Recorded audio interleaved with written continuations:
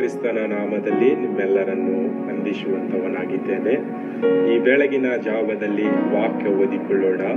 ಯಾಕೋಬನು ಬರೆದ ಪತ್ರಿಕೆ 4ನೇ ಅಧ್ಯಾಯ 8ನೇ ವಚನ ಓದಿಕೊಳ್ಳೋಣ. ದೇವರ ಸಮೀಪಕ್ಕೆ ಬನ್ನಿರಿ, ಆಗ ಆತನು ನಿಮ್ಮ ಸಮೀಪಕ್ಕೆ ಬರುವನು. ಪಾಪಿಗಳೇ, ನಿಮ್ಮ ಕೈಗಳನ್ನು ಶುಚಿ ಮಾಡಿಕೊಳ್ಳಿರಿ. ಎರಡು ಮನಸ್ಸುಳ್ಳವರೇ, ನಿಮ್ಮ ಹೃದಯಗಳನ್ನು ನಿರ್ಮಲ ಮಾಡಿಕೊಳ್ಳಿರಿ.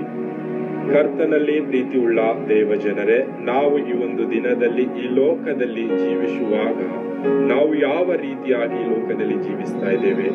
ನಾವು ಪಾಪದಲ್ಲಿ ನಮ್ಮ ಕೈಗಳು ಹಾಕಿದವರಾಗಿ, ನಮ್ಮ ಕೈಗಳನ್ನು ಕೊಳೆ ಮಾಡಿಕೊಂಡವರಾಗಿ ಈ ಲೋಕದಲ್ಲಿ ಜೀವಿಸ್ತಾ ಇದ್ದೇವಾ? ಲೋಕದಲ್ಲಿ ನಾವು ನಮ್ಮ ಹೃದಯಗಳು ಎರಡು ಮನಸ್ಸುಳ್ಳವರಾಗಿ ಜೀವಿಸ್ತಾ ಇದ್ದೇವಾ? ಸಭೆಯಲ್ಲಿದ್ದಾಗ ಒಂದು ಮಾತುಗಳನ್ನಾಡುವುದು, ಸಭೆಯ ಆಚೆ ಬಂದಾಗ ಇನ್ನೊಂದು ಮಾತುಗಳಾಡುತ್ತಾ ಈ ಲೋಕದಲ್ಲಿ ನಾವು ಜೀವಿಸ್ತಾ ಇದ್ದೇವಾ?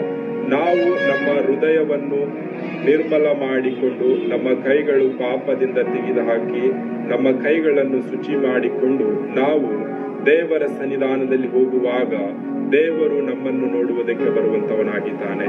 ಈ ಒಂದು ದಿನದಲ್ಲಿ ನಾವು ಸಭೆಗೆ ದೇವರನ್ನು ಯಾವ ರೀತಿಯಾಗಿ ನೋಡುವುದಕ್ಕೆ ಹೋಗುತ್ತಾ ಇದ್ದೇವೆ? ನಮ್ಮ ಎರಡು ಮನಸ್ಸುಳ್ಳ ಹೃದಯದಿಂದ ದೇವರನ್ನು ನೋಡುವುದಕ್ಕೆ ಹೋಗುತ್ತಾ ಇದ್ದೇವಾ?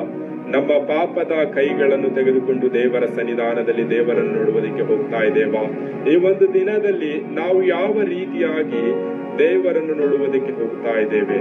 ನಮ್ಮನ್ನೇ ನಾವು ಪರೀಕ್ಷೆ ಮಾಡಿ ನೋಡಿಕೊಳ್ಳೋಣ. ಕರ್ತನು ಈ ವಾಕ್ಯ ನಮ್ಮೆಲ್ಲರ ಆತ್ಮೀಯ ಆಶೀರ್ವದಿಸಲಿ. ಆಮೆನ್.